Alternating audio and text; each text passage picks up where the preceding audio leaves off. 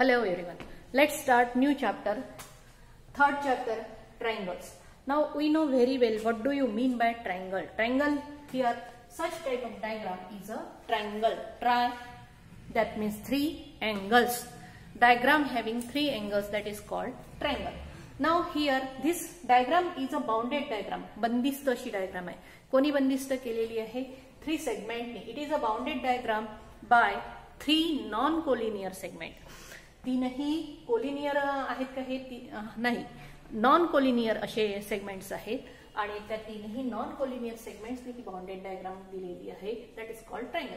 ही अशी simple definition आहे. त्या डेफिनेशन मध्ये आपण जाणार नाही डिटेल मध्ये. Now here how many vertices are there? Point A, point B and point C. These are the 3 vertices. I have written already here point A, point B, point C. How many angles are there? Triangle. Try म्हणजे 3. हे इथे दिलेलंच आहे. 3 angles. Angle A. Now this angle we can say that here only one angle is there. समजा हीच diagram अशी असते, अशी. तर इथे हा एक अँगल आहे, हा एक अँगल आहे, हा एक आहे, इथे 4 अँगल आहे या पॉइंटला.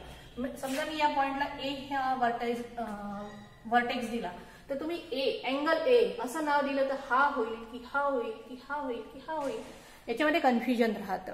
मग अशा वेळी प्रत्येक वेळी अँगलचं 3 वर्टेक्स वापरून जर नाव घेतलं तर ते मोस्ट परफेक्ट होतं. म्हणून इथे जरी कोणीही नाही आहे दुसरं, त्याच्यामुळे इथे आपण angle A, this one is angle B, this one is angle C असं म्हणू शकतो. किंवा याला आपण असंही म्हणू शकतो, याचं नाव घ्यायचं असेल तर अँगल बी ए सी. ज्याचं नाव घ्यायचं त्याला मध्ये ठेवायचं. म्हणून बघा अँगल ए घेताना angle B A C. Now this one is angle B or angle A, B, C. Angle C, this one is angle C or angle A, C, B, A, C, B. These are the 3 angles. 3 vertex वापरून पुष्कळ मुलींना नाव सुद्धा angle, कोणता angle आहे अँगलचं नाव सुद्धा सांगता येत नाही. आणि अशा वेळी मग समोरचा पोर्शन पूर्ण कठीण जातो. इव्हन 10वा वर्ग तर खूप जास्त कठीण जातो मग अशा वेळी. After that, how many segments are there? 3 segments are there. Segment this one, this portion, segment A, B, segment A, segment A, C, segment A, B, segment B, C. These are the 3 segments. लिहून दिलेले आहे मी इथे. Now there is, we know very well property, that is sum of measure of all angles of a triangle. एका ट्रायंगलच्या 3ही अँगल्सचं major नेहमी किती, त्याची सम किती राहते? नेहमी 180. तर ही ट्रायंगलच्या बाबतीतली ही प्रॉपर्टी आपल्याला चांगल्या पद्धतीने माहित आहे. In this chapter we are going to start with new portion, that is what do you mean by exterior angle of a triangle. Now this one is triangle is given here, triangle P Q R.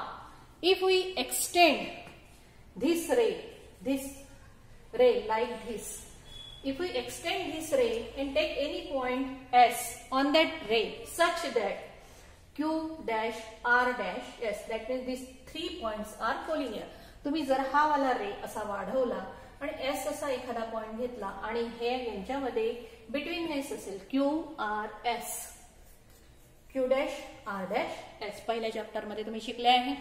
अशा पद्धतीची condition असेल, then we can say that this angle, आता याचं नाव घ्यायचं आपल्याला.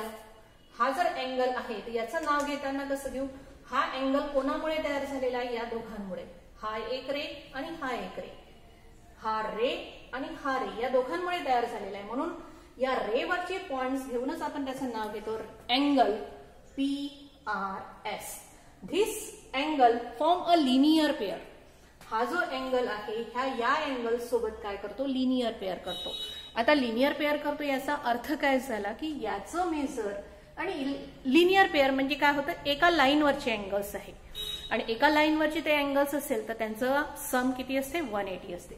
आता या दोघां मिळून समजा याचं मेजर 30 असेल तर साहजिकच आहे याचं मेजर किती राहिलं आहे? 150. समजा याचं मेजर 40 असेल तर याचं मेजर किती राहिलं आहे? 140. दोघांचं ऍडिशन किती आलं पाहिजे? 180. एका लाईनवरचे अँगल. मग कुठेही घ्या तुम्ही, समजा ही अशी लाईन काढली, मी असा अँगल घेतला तर हे बघा एका लाईनवरचे अँगल आहे. मी पंखा बंद करून येते.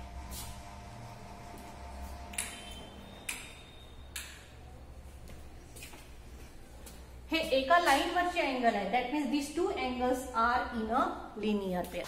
Here also the angle which is exterior angle form a linear pair with this angle and therefore it is called, याला काय म्हणतात, exterior angle of a triangle PQR with respect to PRS.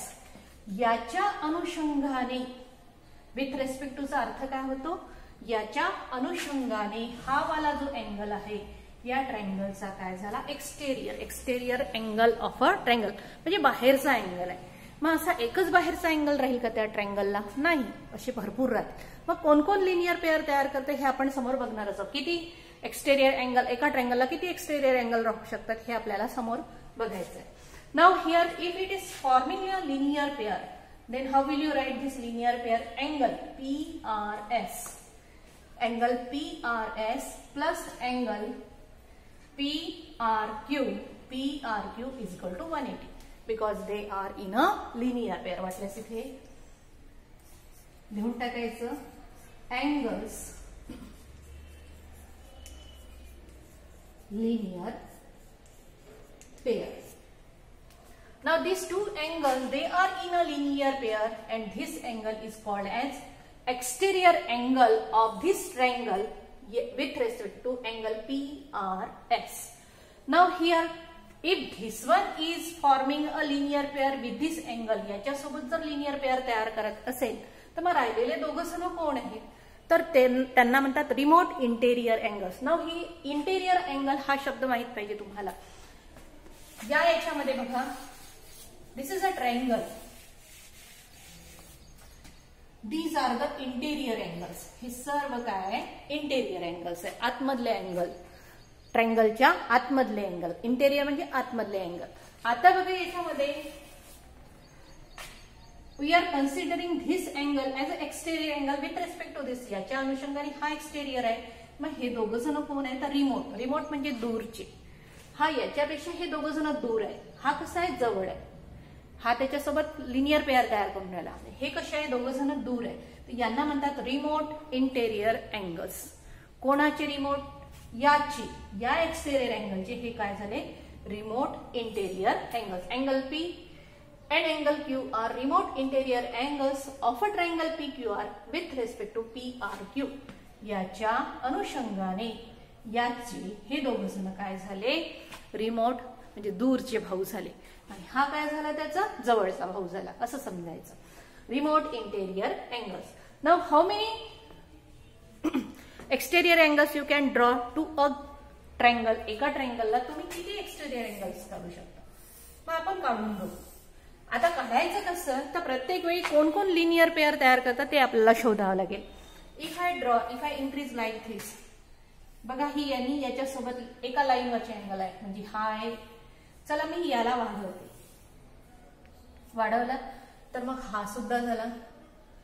हे पूर्ण दोघं जण झाले. याचा अर्थ हा सुद्धा अँगल एक्सटेरियर अँगल झाला. हे दोघं जण होतील का, नाही. याचा मेजर जर 30 असेल तर याचा 30 येतं, म्हणजे हे कोण झाले, अपोजिट अँगल्स झाले. अपोजिट अँगल्स तुम्हाला झालेला आहे. हे दोघं जण, हा बाहेरचा आहे तरी सुद्धा यांच्यामध्ये यांच्या दोघांचं ऍडिशन 180 येत नाही. ते लिनियर पेअर तयार करत नाही, हे एका लाईनवरचे नाहीये. त्याच्यामुळे हा जो अँगल आहे हा एक्सटेरियर अँगल नाही. परंतु हा तयार करतो. हा काय झाला, हा इकडून नाही, हा याच्यासोबत तयार करतो. जसं याने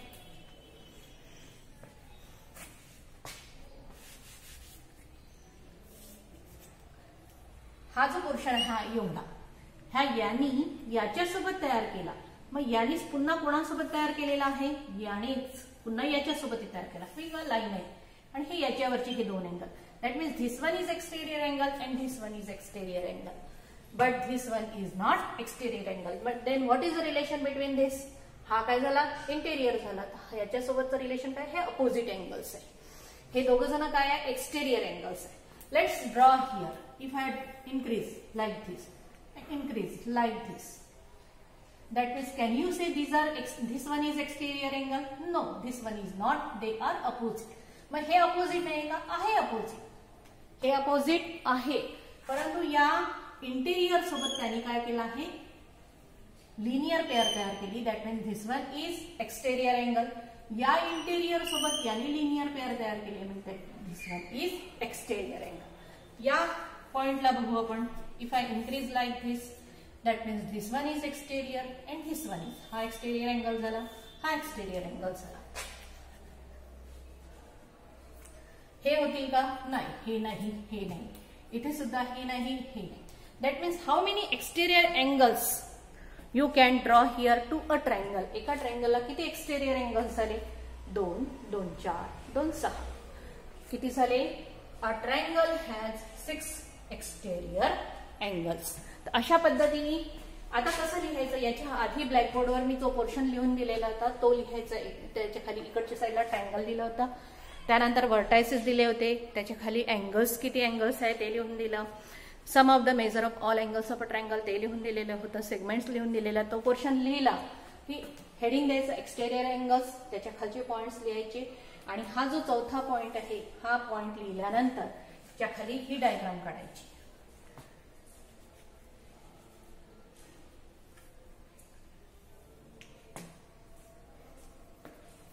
ही डायग्राम काढायची आणि बरोबर इथे टिक मार्क करायचं.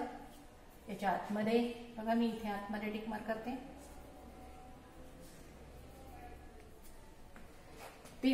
ही डायग्राम काढायची. How many exterior angles a triangle has 6 exterior angle. तर अशा पद्धतीने हा पोर्शन तुम्हाला समजून घ्यायचा आहे. After that we will take a theorem of remote interior angles of a triangle. आणि हा थेरम अतिशय महत्वाचा आहे. 2 पद्धतीने येईल यावर क्वेश्चन थेरमवर. एक तर तुम्हाला थेरम सेंटेन्स फॉर्म मध्ये दिलेला राहील, पूर्ण खालचा पोर्शन डायग्राम सहित लिहायचा असतो. डायग्राम जर काढली नाही, खालचा पाठ करून पूर्ण लिहिला तर डायग्रामवरचा अर्धा मार्क किंवा 1 मार्क भेटेल. बाकीचा मार्क पूर्ण लिहिलंही असेल तुम्ही बरोबर तरी एकही मार्क भेटत नाही. डायग्राम काढलीच नाही तर 0 मार्क भेटते, एवढं लक्षात घ्या. डायग्रामच काढली, बाकीचं खालचं बरोबर लिहिलं नाही तर डायग्रामवरचे मार्क भेटेल. डायग्राम मध्ये वर्टायसेस जे आहे ते ABC लिहिले आणि खाली लिहिताना वर्टायसेस जर तुम्ही PQR म्हणून लिहिलं असेल तर तुम्हाला फक्त डायग्रामवर अर्धा किंवा 1 मार्क भेटेल, बाकीचे खालचे मार्क भेटणार नाही. हे सर्व बोर्डाचे नियम आहेत, एवढं लक्षात ठेवायचं. आणि या गोष्टी जॉमेट्रीमध्ये तरी स्ट्रिक्टली फॉलो करायचे आहे तुम्हाला, त्याच्याशिवाय तुमच्या लिखाणामध्ये परफेक्शन येत नाही. दुसऱ्या व्हिडिओमध्ये आपण